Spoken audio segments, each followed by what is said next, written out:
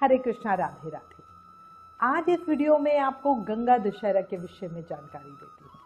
कैसे पूजा करेंगे, क्या दान करेंगे, गंगा दशहरे का महत्व क्या है, इसे गंगा दशहरा ही क्यों कहते हैं, है ना। और एक महा उपाय भी बताऊंगी। साथ ही मैंने देखा है लोग गंगा जल रखने में घर में कुछ गलतियां करते हैं, तो आपको वो गलतियां भी बताऊंगी ताकि आप ध्यान रखो। अब जल्दी से चर्चा शुरू करते हैं। चैनल पे फर्स्ट टाइम आए हो तो सब्सक्राइब करना मत भूलना। आपका एक लाइक, एक कमेंट हमें बहुत सपोर्ट करता है। ऐसा कौन होगा जो गंगा का महत्व नहीं जानेगा। विदेशों में लोग स्पेशली गंगा जल मंगवाते हैं। गंगा मैया को मोक्षदायिनी और पाप मोचनी कहा जाता है। वराह पुराण के अनुसार ज्येष्ठ शुक्ल दशमी हस्त नक्षत्र में मां गंगा स्वर्ग से धरती पर आई थी, इसलिए इसे गंगा दशहरा यानी मां गंगा का धरती पर अवतरण दिवस कहा जाता है। धर्म ग्रंथों के अनुसार जिस दिन गंगा नदी स्वर्ग से पृथ्वी पर आई थी, उस दिन ऐसे 10 शुभ योग थे जिससे मनुष्य के 10 पापों का नाश होता है। इसी कारण से इस दिन को दशहरा कहा जाता है। ये शुभ योग थे कौन से, वो मैं आपको बताती हूँ। ये योग थे, ज्येष्ठ मास था, शुक्ल पक्ष था, दशमी तिथि थी, हस्त नक्षत्र था, नरकरण था, बुधवार का दिन था, आनंद योग था, व्यतिपात योग था, कन्या का चंद्र और वृषभ राशि का सूर्य था। ये बहुत दुर्लभ योग है, इसलिए ही कहते हैं कि इस दिन गंगा में स्नान करने से हमारे 10 तरह के पाप मिट जाते हैं। इस साल गंगा दशहरा 9 जून दिन गुरुवार यानी बृहस्पतिवार को मनाया जाएगा। गंगा दशहरे पर इस साल 2 शुभ संयोग बन रहे हैं।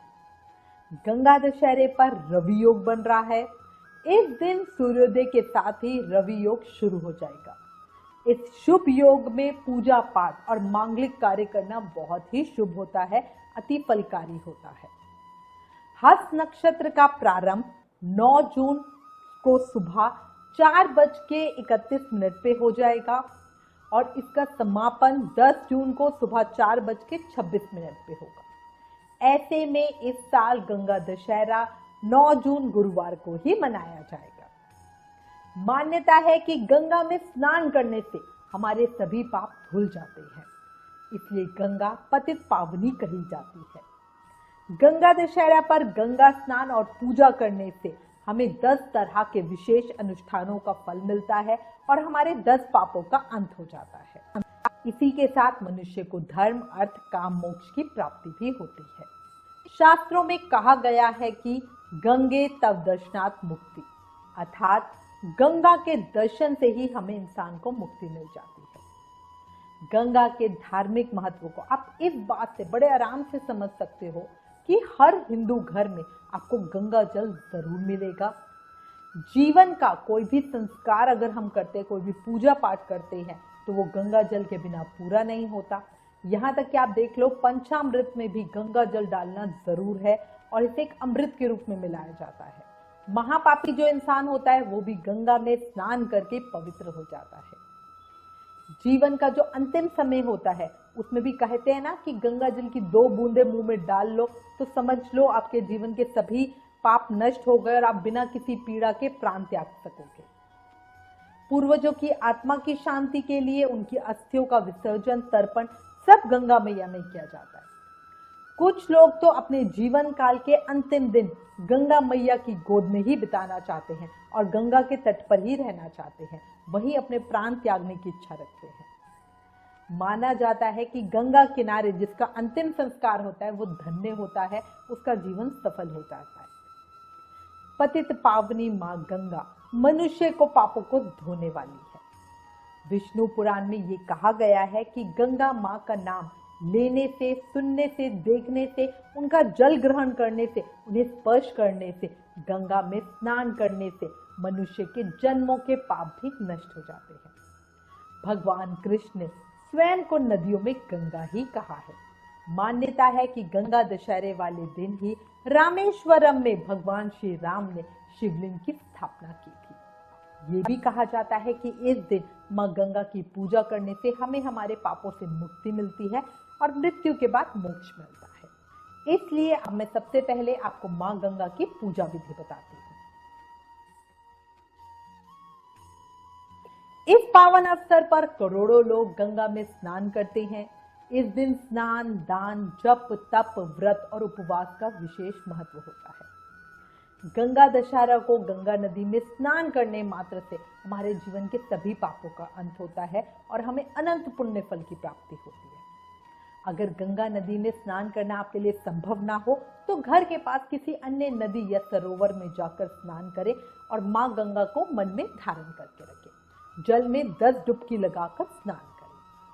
पर अगर ये भी संभव ना हो तो घर में ही नहाने के जल में गंगा जल मिलाकर फिर नहा लें। मां गंगा को मन में धारण करके स्नान करें। स्नान इस तरह से करें जैसे आप घाट पे स्नान करते हो, मतलब तन पर कपड़े लपेट कर। पहले बाल्टी में गंगा जल डालें, फिर उसमें जो नॉर्मल वाटर है वो डालें।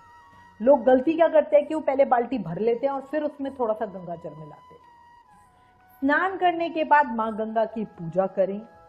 इस दौरान गंगा मैया का मानसिक जाप जरूर करते रहें।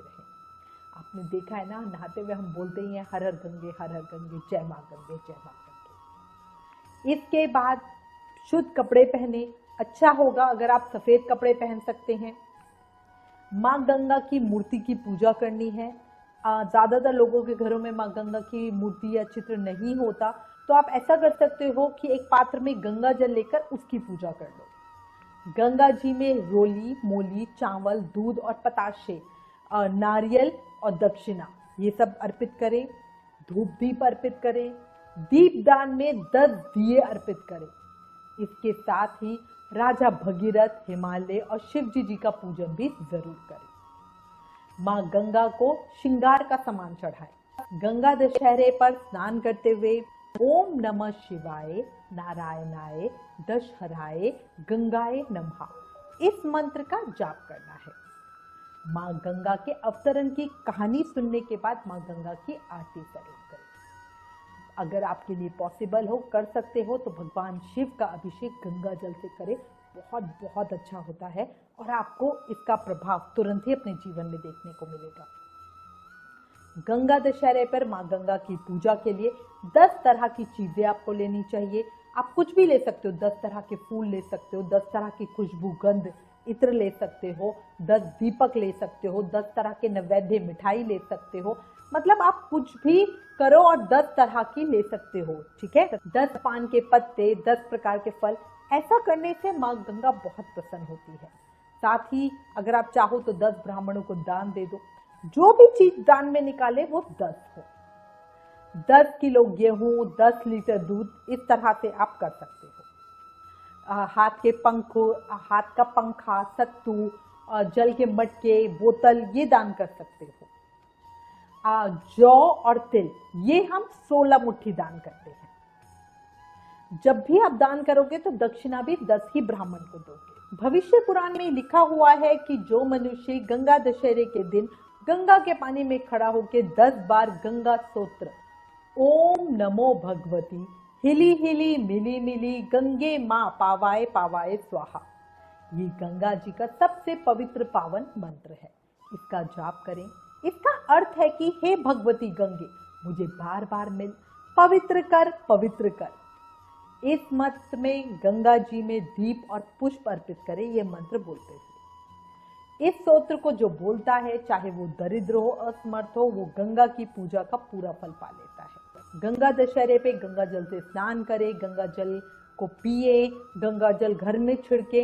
इससे हमारे सभी पापों से मुक्ति मिलती है। गंगा जल का छिड़काव करने से घर का कोई भी वास्तु दोष होता है तो वो मिट जाता है। जो भी हमारी विशेष तिथियां होती है ना, एकादशी हो गई, गंगा सप्तमी हो गई, गंगा दशहरा हो गया, इन विशेष तिथियों में गंगा जल मिलाकर स्नान करने से हमें रोज के स्नान की अपेक्षा 100 गुना फल अधिक मिलता है। अब मैं आपको एक महा उपाय बताती हूँ। गंगा दशहरे वाले दिन मिट्टी से बना एक मटका ले और उसमें गले तक पानी भर ले। पानी साफ भरिएगा। अब इस पानी में गंगा जल की कुछ बूंदें डाल के मटके को ढक दें। आप चाहो तो मटका कपड़े से ढक सकते हो, वरना मिट्टी की ही उसकी प्लेट आती है वो ले सकते हो। और उसके ऊपर कुछ दक्षिणा रख दें। दक्षिणा आप कितनी भी रख सकते हो अपनी इच्छा अनुसार। अब इस मटके को किसी शिव मंदिर में जाके दान कर दें। ऐसा करने से आपके जीवन में आ रही परेशानियों का अपने आप ही अंत हो जाएगा, आपको उनका सॉल्यूशन मिल जाएगा और आपको अपने जीवन में देखने को मिलेगा हाँ कुछ अलग हुआ है। करके देखिएगा, महा उपाय है और बहुत बहुत अच्छा होता है। और करने में आपको ज्यादा कुछ नहीं करना, सिर्फ एक मटका चाहिए। अब हम चर्चा कर रहे हैं कि गंगा जल घर में रखते वक्त हमें क्या क्या सावधानियां रखनी चाहिए, क्योंकि ज्यादातर लोग गंगा जल को प्लास्टिक की बोतल में भरकर रखते हैं, जो कि गलत है। गंगा जल को हमेशा चांदी, पीतल या तांबे के बर्तन में भर के रखना चाहिए। घर में जिस स्थान पर गंगा जल रखा हो वहां शुद्धि का बहुत ध्यान रखना चाहिए, साफ सफाई का। घर के ईशान कोण को देवताओं का स्थान माना जाता है, इसलिए गंगा जल को हमेशा घर की इसी दिशा में रखना ज्यादा अच्छा होता है। गंगा जल के प्रयोग से पहले ध्यान रखें कि आपके हाथ साफ होने चाहिए। गंदे हाथों से गंगा जल को नहीं छूना चाहिए। गंगा जल को कभी भी अंधेरे कमरे या अंधेरे कोने वाली जगह पर भी नहीं करना चाहिए। अंत में फिर कहूंगी, गंगा प्राणी मात्र को जीवन दान ही नहीं मुक्ति भी देती है। इसी कारण भारत और विदेशों में गंगा की बहुत महिमा कही जाती है। बोलो गंगा मैया की जय। हर हर गंगे, जय मां गंगे। मैं उम्मीद करती हूँ इस वीडियो में दी गई जानकारी आपके लिए उपयोगी होगी। इससे रिलेटेड अगर आपके पास कोई भी कमेंट या सजेशन है तो प्लीज हमें लिखें। ज्ञान बांटने से बढ़ता है, इसलिए इस वीडियो को ज्यादा से ज्यादा शेयर करें। आप हमें फेसबुक और इंस्टाग्राम पर भी जरूर फॉलो करें। आने वाले तीज त्योहारों की जानकारी, उनका रिमाइंडर अपने फोन पे पाने के लिए एकादशी लिखकर 9821025751 पर मैसेज करें। Please like, share and subscribe. Thank you. Hare Krishna.